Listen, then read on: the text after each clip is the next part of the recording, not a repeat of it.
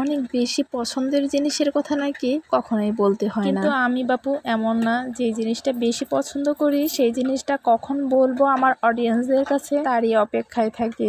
সেটা খাবার জিনিসই হোক কিংবা পছন্দ মানুষের বিষয়ই হোক। এই যে দেখুন, দুনিয়াতে এত এত খাবার থাকতে আমার কেন জানি এই আলু ভাজির প্রতি ভীষণ দুর্বলতা। আলুগুলোকে পয়সার মতো করে কেটে এর মধ্যে হলুদ, মরিচ, ধনিয়া আর সামান্য পরিমাণ লবণ দিয়ে কিন্তু আলুগুলোকে ভেজে খাওয়া যায়। আর এটা খেতে এত বেশি ভালোবাসি যা বলার বাহিরে। যদিও এই খাবারটা কিন্তু আপনাদের ভাইয়ার অনেক বেশি পছন্দের, তাকে বানিয়ে দিতে দিতে এখন এটা আমার অনেক বেশি পছন্দের হয়ে গিয়েছে। তবে এই পছন্দের জিনিসটা সবার কাছে আমি গর্ব করে বলতেও পারি না। যার কাছে বলতে চাই সবাই একটু অবাক সুরে বলে আমি নাকি আলুগুলোকে কুচি কুচি করে কাটতেই পারি না, তার জন্যই নাকি এই আলুগুলো ভেজে থাকি। কিন্তু আসলেই না, সেই কুচি কুচি করে ভেজে আলুগুলো আপনার ভাই খেতেই চায় না, এই ভাজিগুলো অনেক বেশি পছন্দ করে থাকে। তার জন্য আমরা সব সময় এই আলু ভাজিটাই করে খাই। তবে সবচেয়ে বেশি মজা হয় শীতের সময়, যখন ছোট ছোট আলুগুলো থাকে ওই আলুগুলো দিয়ে আলুগুলো ভাজা হলে সবচেয়ে বেশি মুচমুচে হয়ে থাকে। তবে ওই আলুগুলো সারা বছর না পাওয়া গেলেই কি হবে,